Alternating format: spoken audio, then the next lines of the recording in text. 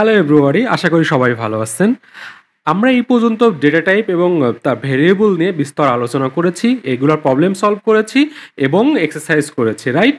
আমি আশা করতেছি আপনারা সবাই এগুলো রাইটভাবে করেছেন। যদি কেউ কোনো প্রকার প্রবলেম ফেস করে থাকেন অবশ্যই কমেন্ট করবেন বা আমার ফেসবুক আইডিতে রিচ করবেন। আমি আপনাদের সবাইকে চেষ্টা করব প্রতিটা কোশ্চেনের অ্যান্সার করার, যাতে আপনারা এই কোর কোর লজিকটা ঠিকভাবে বুঝতে পারেন। এখন পর্যন্ত যারা মনে করতেছেন যে হতাশ হয়ে যাচ্ছেন, কেন একটা টপিকস নিয়ে এতগুলা ভিডিও দেওয়া হচ্ছে, বিলিভ মি, আপনি যে পরিমাণ শিখতেছেন অন্যরা এই পরিমাণ শিখতেছেন না। আমি আশা করতেছি আপনারা অন্যদের থেকে এখন হয়তো বা পিছায় থাকবেন, কারণ কি অন্যরা শুধুমাত্র সিনট্যাক্স শিখেই কি চলে যাচ্ছে, আপনারা প্রতিটা বিষয়ে লজিক শিখতেছেন। লজিক লজিক কেন এত গুরুত্বপূর্ণ আমি আগেই বলেছি, প্রতিটা প্রোগ্রামিং ল্যাঙ্গুয়েজে লজিক সেম, সেটা সি হোক, জাভা হোক, পাইথন হোক। সো আপনার বন্ধুরা হয়তো বা শুধুমাত্র সিনট্যাক্স শিখেই চলে যাচ্ছে, বাট আপনারা লজিক শেখার কারণে কি হবে, আপনারা ধরে নেন যে আপনারা অন্যান্য প্রোগ্রামিং ল্যাঙ্গুয়েজের 50 থেকে 70% অলরেডি শিখে ফেলেছেন। আর যারা মনে করতেছেন এখনো শিখতে পারতেছেন না, হতাশ লাগতেছে, বুঝতেছেন না, অবশ্যই কমেন্ট করেন, আমি আপনাদের প্রতিটা প্রবলেম সলভ করে দেওয়ার জন্য চেষ্টা করব। হতাশ হবেন না, আমার সাথে প্রতিটা টপিক শিখতে থাকেন। এখন পর্যন্ত যদি কোনো টপিক বেশি কঠিন মনে হয়, কিছুটা হয়তো স্কিপ করে যান, বাট ধৈর্য ধরে রাখ। তো চলেন আজকের যে আমরা আরেকটা ফান্ডামেন্টাল জিনিস, সেইটা কি অপারেটরস। এই অপারেটরসও আসলে কি, জাভা বলেন, সি বলেন, পাইথন বলেন বা অন্য যে কোনো ল্যাঙ্গুয়েজ বলেন, এখানে সব জায়গায় আছে। কিছু কিছু অপারেটর সব প্রোগ্রামিং ল্যাঙ্গুয়েজেই সেম, আর কিছু কিছু অপারেটর হয়তো বা এক একটা ল্যাঙ্গুয়েজে এক একভাবে ডিফাইন করা হয়। আমি আপনাদেরকে এই কম্প্যারিজনগুলো দেখায়ে এই ক্লাসটা নিব। পাইথনের ডেটা টাইপসে যেমন কি ছিল বলেন তো, ইন্টিজার ছিল, ডাবল ছিল, ফ্লোট ছিল, স্ট্রিং ছিল, ক্যারেক্টার ছিল, রাইট? অপারেটরও আসলে মাল্টিপুল আছে, যেমন এখানে ধরেন আমি কতগুলো নাম লিখে রেখেছি, যেমন অ্যারিথমেটিক অপারেশন, যেগুলো আসলে আমরা অলরেডি শিখে আসছি, যেমন যোগ, বিয়োগ, গুণ, ভাগ, এইগুলা। অ্যাসাইনমেন্ট অপারেটর আমরা একটা অলরেডি করেছি, সেটা হলো কি ইকুয়াল টু বা সমান দিয়ে যে আমরা একটা ভেরিয়েবলের ভ্যালু অ্যাসাইন করি, যেটাই কি অ্যাসাইনমেন্ট অপারেটর। এটার সাথে আরও কিছু অপারেটর আছে যেগুলো আমরা শিখবো। এছাড়াও কি আইডেন্টিটি অপারেটর আছে, মেম্বারশিপ অপারেটর আছে, কম্পারিজন অপারেটর আছে, লজিক্যাল অপারেটর আছে এবং বিটওয়াইজ অপারেটর আছে। এখানে আমি অলরেডি 7টা অপারেটরের নাম লিখেছি। আমরা আসলে একবারে এগুলো শিখবো না, কেন বলেন তো, আমরা এগুলো যখন যেটা দরকার তখন সেটা শিখবো। বাট আমরা যেহেতু দেখেন অলরেডি অ্যারিথমেটিক অপারেটর শিখেছি এবং অ্যাসাইনমেন্ট অপারেটর নিয়েও কাজ করেছে, সো এই দুইটা আমরা এখন শিখে ফেলবো। এরপরেই আমরা আইডেন্টিটি অপারেটর এবং মেম্বারশিপ অপারেটরের কিছু শিখবো। এরপরে আমরা কি শিখবো, কম্পারিজন বা লজিক্যাল অপারেটর শিখবো। এরপরে আমরা বিটওয়াইজ অপারেটর শিখবো, বাট বিটওয়াইজ অপারেটরটা একবারে আমরা শেষের দিকে যাই শিখবো, কারণ এটা একটু অ্যাডভান্স টপিকস, আমরা নর্মালি এটা কম ইউজ করি। বাট আমরা যে ইন্টারভিউ দিই না, বিটওয়াইজ অপারেটর থেকে মাঝে মধ্যে একটা কোশ্চেন এসে থাকে, সো আমাদেরকে বিটওয়াইজ অপারেটরটাও শিখতে হবে। সো চলেন আমরা এইগুলোর বিস্তার এখন দেখতে থাকি। সো আপনারা আমাদের ডান সাইডে দেখতে পাচ্ছেন কি বলেন তো, অ্যারিথমেটিক অপারেটরগুলো, আর বাম সাইডে আমি আসলে কোড করে দেখাবো এই অপারেটরগুলো কিভাবে কাজ করে। বাট অ্যারিথমেটিক নিয়ে আমি খুব বেশি কথা এখন বলবো না, কেন বলেন তো, আমরা অলরেডি এটা শিখে আসছি, রাইট? আমি আশা করতেছি আপনারা সবাই অ্যারিথমেটিক অপারেটর দিয়ে অ্যাটলিস্ট একটা হলেও প্রবলেম সলভ করছেন। যারা যারা প্রবলেম সলভ করছেন তারা সেই নির্দিষ্ট প্রবলেম সলভিং যে আমি ভিডিওটা দিয়েছি, ওখানে অবশ্যই কমেন্ট করে জানাবেন যে আপনারা করছেন, ঠিক আছে? আমি সবার কমেন্ট দেখতে চাই। সো অ্যারিথমেটিক অপারেটরে দেখেন প্রথম দিকেই আছে কি, যোগ, বিয়োগ, গুণ, ভাগ। এগুলো আসলে সব প্রোগ্রামিং ল্যাঙ্গুয়েজের সেম, সেটা জাভা হোক, C++ হোক বা পিএসপি হোক, বা যেখানে যান না কেন, জাভা স্ক্রিপ্ট হোক না কেন, সবগুলোতেই কি হবে, সেম। আবার আরেকটা আছে দেখেন, একবারে শেষে মডুলাস বা ভাগশেষ বলেছিলাম, রাইট? মডুলাস বা ভাগশেষ, আমরা যেটা দিয়ে কি করি, ভাগশেষ বের করি, এটাও কি সব প্রোগ্রামিং ল্যাঙ্গুয়েজে অলমোস্ট সেম। কোথায় কি জানেন, এই যে আমরা কি পাওয়ার বের করেছিলাম, মনে আছে যে এক্সপোনেনশিয়াল যে আমাদের অপারেটরটা আছে, যেটাতে আমরা পাওয়ার বের করতে পারতাম। যে কিভাবে পাওয়ার বের করতে পারতাম আপনাদের আশা করি মনে আছে। ধরেন কি আমরা 2^6 2^3 লিখবো। সো এই যে আমরা কি 2^3 লিখলে এই যে এইভাবে আমরা লিখতাম না, ডাবল স্টার। এইটা আসলে সব ল্যাঙ্গুয়েজের নাই, এটা আসলে পাইথনে স্পেসিফিকভাবে আসছে। সো এই জিনিসটা একটু মনে রাখলেই হবে। আবার কি দেখেন, আরেকটা হলো যে ফ্লোট ডিভিশন বা ভাগশেষ বের করতাম, রাইট? এটা আসলে অন্যান্য প্রোগ্রামিং ল্যাঙ্গুয়েজেও আছে, সেটা সিতেও আছে, জাভাতেও আছে, বাট একটু ডিফারেন্টলি আছে। যেমন আমরা পাইথনে কি করতেছি, যে যে কোনো একটা ইন্টিজার ডিভিশন, ধরেন 13কে আমরা যদি 2 দিয়ে ভাগ করি, এটা কি করি, যে আমাদের 13.5 5 আসে, বাট আমাকে এখানে স্পেসিফিকভাবে বলতে হয় যে আমি শুধুমাত্র ভাগফলটা চাচ্ছি, দশমিক চাচ্ছি না। 6 দিয়ে ভাগ করা যায় না, ভাগফল হয় কত 6, রাইট? এইটার জন্য আমাদের কি করতে হচ্ছিল, ডাবল স্ল্যাশ দিতে হচ্ছিল, রাইট?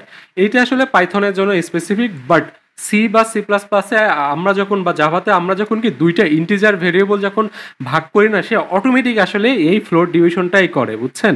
সে আসলে ইন্টিজার ডিভিশন করে, এর জন্য আলাদা করে ডাবল স্ল্যাশ সি বা জাভাতে দিতে হয় না। এটুকু জাস্ট মনে রাখবেন। আমি লাস্ট ক্লাসে দেখিয়েছিলাম, আপনাদের মনে আছে না?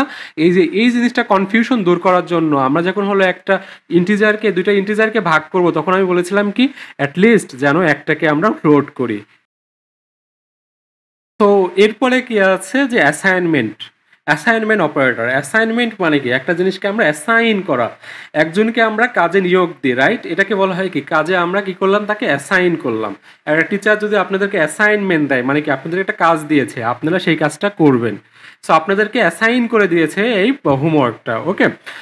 সো অ্যাসাইনমেন্ট অপারেটর কি করে, অ্যাসাইন করে, ভ্যালু অ্যাসাইন করে। আমরা আগেই দেখেছিলাম যে আমরা যদি একটা এক্স নিই, তার মধ্যে ওকে যদি আমি 10 অ্যাসাইন করতে চাই, তাহলে কি এখানে ইকুয়াল টু দিতে হয়, রাইট? এই ইকুয়াল টু সাইনটা আমরা সবাই পরিচিত, অলরেডি এটা নিয়ে আমরা অনেক কথা বলেছি। বাট এই ইকুয়াল টু ছাড়াও আরও অনেকগুলো অ্যাসাইনমেন্ট অপারেটর আছে। যেমন কি দেখেন যে ইকুয়াল টুর আগেই ঠিক ইমিডিয়েট আগে কি দেওয়া হচ্ছে, প্লাস ইকুয়াল টু, তারপর কি মাইনাস ইকুয়াল টু, তারপরে কি মাল্টিপ্লিকেশন বা হলো কি গুণ ইকুয়াল টু, তারপর কি ভাগ ইকুয়াল টু, রাইট? এছাড়াও আরও কতগুলো আছে, আমরা সেইগুলোও দেখবো। সো চলেন আমরা একটু কয়েকটা এক্সাম্পল দেখি, তারপরে দেখবো যে এই জিনিসগুলো আসলে কেন প্রোগ্রামাররা বানালো, রাইট? এই জিনিসগুলো কেন দরকার ছিল, এত অপারেটর না হয়ে অল্প কিছু অপারেটর হলে আমাদের জন্য বা লাইফটা ইজি হতো না? তো চলেন ফার্স্টে আমরা দেখি যে প্লাস ইকুয়াল টুর কাজ কি। প্লাস ইকুয়াল টু করে কি, ধরেন আপনি একটা ভেরিয়েবল আগেই ডিক্লেয়ার করে রাখছেন কি এক্স, তার ভ্যালু কত দিয়েছেন 10। এখন আপনি যাচ্ছেন কি এই ভ্যালুটা কিছুটা বাড়ায় কত করতে যাচ্ছেন, যে আপনি 20 করতে যাচ্ছেন। তাহলে আপনি কি করবেন বলুন তো? এই এক্স ইকুয়াল টু আপনি নর্মালি কি লিখবেন, যে x plus equal to 10, right? এই যে 10 আপনি বাড়ালেন, এই যে 10 বাড়ালে তখন কি হবে, এইটা হলো কি এই আগের 10 ছিল আর এই 10 যোগ করে কত হচ্ছে, 20 হচ্ছে, রাইট? দেখেন এই যে 20 হলো। এখন এইটা প্রোগ্রামার লাইফ ইজি করার জন্য এই এক্স আমরা দুইবার লিখলাম না, এটা দুইবার লেখার দরকার নাই। প্রোগ্রামাররা বললো কি, না তোমার এত কষ্ট করার দরকার নেই, তুমি এক্স একবারই লেখো আর সামনে একটা কি করো, ইকুয়াল টু সামনে একটা প্লাস দাও। তখন কি এটা তুমি এই যোগটা কিভাবে করে ফেললা, যে তুমি বুঝালা কি এক্স এর আগের যে ভ্যালুটা আছে তার সাথে তুমি যোগ করো, কত যোগ করো, 10 যোগ করো। তাহলে কি হয়ে যাবে, আগের যে 10-এর সাথে এই 10 যোগ করলে কি হবে, 20 হবে। ধরেন আপনি এই আগের যে ভ্যালুটা আছে তার সাথে কত যোগ করলেন, আপনি 100 যোগ করলেন, তখন কি হবে দেখেন তো, 110 হয়ে যাবে, রাইট? সো এটা কেন লাগে, সো ধরে নেন যে আপনার এই ভ্যালুটা অনেক দূরে আছে, আপনার কোডটা 1000 লাইনের কোড হয়ে গেছে, এই ফাইলে 1000 লাইনের কোড। আমি দেখাবো যে আসলে এত বড় বড় লাইনের কোড হয়, 500 লাইনের কোড, 1000 লাইনের কোড, মাল্টিপলস টাইম আমি দেখেছি, 5000 লাইনের কোডও আমি একটা পেজে দেখেছি। তো আপনি ধরেন এটা অনেক উপরে আছে, আপনি কি যাচ্ছেন যে এখন আপনি কি এই 100 যোগ করতে যাচ্ছেন অনেক নিচে, তখন আসলে আপনার এই আগের ভ্যালুটা জানার দরকার নাই, আপনি কষ্ট করে হলো এভাবে এক্স যোগ করার দরকার নেই, আপনি সিম্পলি এইটা দিয়ে প্রোগ্রামারকে বোঝালেন কি আমার আগে একটা ভেরিয়েবল ডিক্লেয়ার করা আছে, আমি ওর সাথে 100 যোগ করতেছি। এরপরে কি যে আমি যে মাইনাস সাইনটা করতেছি, কি চলেন এই মাইনাস সাইনটার কাজটা কি, আগের যে ভ্যালুটা আছে ওটা থেকে কি করবে, সে মাইনাস করে দিবে। দেখেন আমি আগে 10 ছিল, এখন 100 মাইনাস করে কত হয়েছে, 90। এটা ছোট ভ্যালু মাইনাস করে, ধরেন আগে 10 ছিল, এখন 1 মাইনাস করলাম, তখন কত হলো, 9 হয়ে গেল, রাইট? সেম ভাবে আমি গুণটা যদি করি, আগের যে ভ্যালুটার সাথে আছে তার সাথে আমি কি করব, গুণ করব। ধরেন আগের যে ভ্যালু আছে তার সাথে আমি 3 গুণ করব, তার মানে কি 3 10-এ 30 হয়ে যাবে। দেখছেন আগের যে ভ্যালুটা আছে ওটার সাথে আমি কি করব, ভাগ করব। চলেন ভাগ করার জন্য কি করা যায়, এই যে 3.33 হলো। সো এই ভাগটাই আমরা আরেকভাবে কিভাবে লিখতে পারতাম, x plus equal to 3, sorry x ভাগ ইকুয়াল টু 3, রাইট? এটা আর ওইটা কি সেম ভ্যালু দিবে না, আমাদের সেম ভ্যালু দিবে, দেখছেন সেম ভ্যালু দিচ্ছে। এখন কথা হলো তাহলে এইগুলা দরকার কেন, একটু ওয়েট করেন, আমি আপনাদেরকে এইগুলো সুন্দরভাবে বোঝাবো কেন আসলে এই জিনিসটা দরকার। তো চলেন অ্যাসাইনমেন্ট আরও কতগুলো ভেরিয়েবল অপারেটর আছে ওইগুলো আগে দেখে নিই। যেমন হলো কি যে আমরা যে পাওয়ারের কথা বলতেছিলাম, রাইট? পাওয়ারেরও আসলে ইকুয়াল টু হয়, এটাও আসলে অপারেটর অ্যাসাইনমেন্ট অপারেটর করা যায়। আবার কি ভাগ ইন্টিজার ডিভিশন বা ফ্লোর ডিভিশনও করা যায়, আবার কি মডুলাসের জন্যও করা যায়। এটার মানে কি দাঁড়াচ্ছে, আপনাকে বুঝতে পারতেছেন কি, আমি কি করতেছি, একটা অপারেশন চালাচ্ছি, ভাগ যোগ বিয়োগ গুণ ভাগ চালাচ্ছি, এবং কি ওই ভ্যালুটা আবার আগের ভেরিয়েবলে অ্যাসাইন করতেছে। দেখেন নতুন করে ভেরিয়েবল ডিক্লেয়ার করতেছে না, আগের ভেরিয়েবলে অ্যাসাইন করতেছে। তার মানে অপারেশন হচ্ছে একটা, প্লাস হচ্ছে কি একটা অ্যাসাইনমেন্ট হচ্ছে, দুইটা জিনিস এখানে হচ্ছে, একটা অপারেশন এবং একটা অ্যাসাইনমেন্ট, এটা মনে রাখবেন। সো চলেন আমরা দেখি যে আমাদের যে এক্সপোনেনশিয়াল যে আছে না, যেটাতে আমরা আসলে পাওয়ার বের করতে পারতাম, যখন চলেন 10 এই যে ইনটু পাওয়ার দিলে কত হয়, এটা হলো দেখেন 3টা শূন্য হয়েছে, একের পরে 3 শূন্য হয়েছে। এটা ছোট ভ্যালু দিয়ে তাহলে একটু ভালো বুঝতে পারবেন। তাহলে কি 3 টু দি পাওয়ার ট্রুথ মানে কি 3 দোকানে 9, এটা হওয়া উচিত, রাইট? এই যে দেখেন 9 হয়েছে। বা আমরা কি করতে পারি, মডুলাসটা ইউজ করে চলেন, যে মডুলাস তারপরে কি করি এবং অ্যাসাইনমেন্ট করি। দেখেন এটাও হলো কি, এই যে 3কে 2 দিয়ে ভাগ করলে কত হয়, ভাগফল হয় 1, ভাগ শেষ হয়েছে কত, এই যে 1। বা একটা বড় নাম্বার নিয়ে ধরেন এটা নিয়ে 33কে করি 2 দিয়ে, তাহলেও দেখেন কত হবে, ভাগশেষ হয়েছে 1, ভাগফল হবে অনেক বড় নাম্বার, রাইট? 16 হবে। তো চলেন দেখি যে ভাগশেষ হলো 16 হয় কিনা। এই যে 2 দিয়ে ভাগ করে দেখি এটাকে, 16 হয়েছে। তার মানে কি আমি এখানে ফ্লোর ডিভিশন করতেছি, আগে ভাগফলটা নির্ণয় করতেছি এবং কি এটা আবার কি অ্যাসাইন করে দিচ্ছি। আগের এক্স ভেরিয়েবলটাকেই আমি কি করতেছি, রিইউজ করতেছি, রাইট?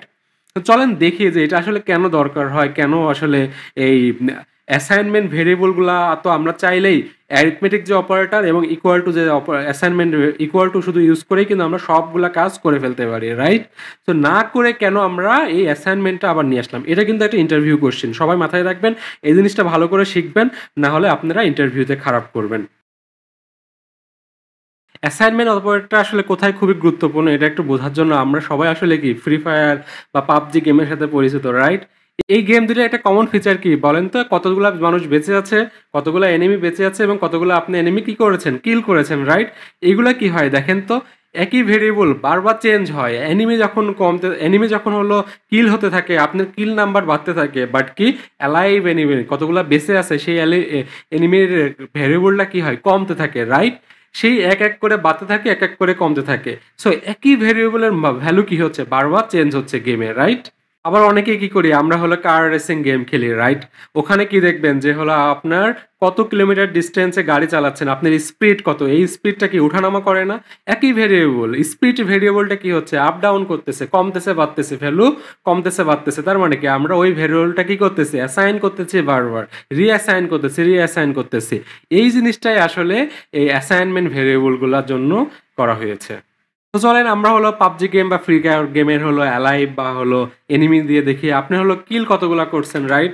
এই যে কিল যে আমরা বলি কি প্রথমে আপনার 0 থাকে, আর হলো অ্যালাইভ অ্যালাইভ কত থাকে, যে ধরেন 50 জন থাকে, রাইট? এই টাইপের থাকে।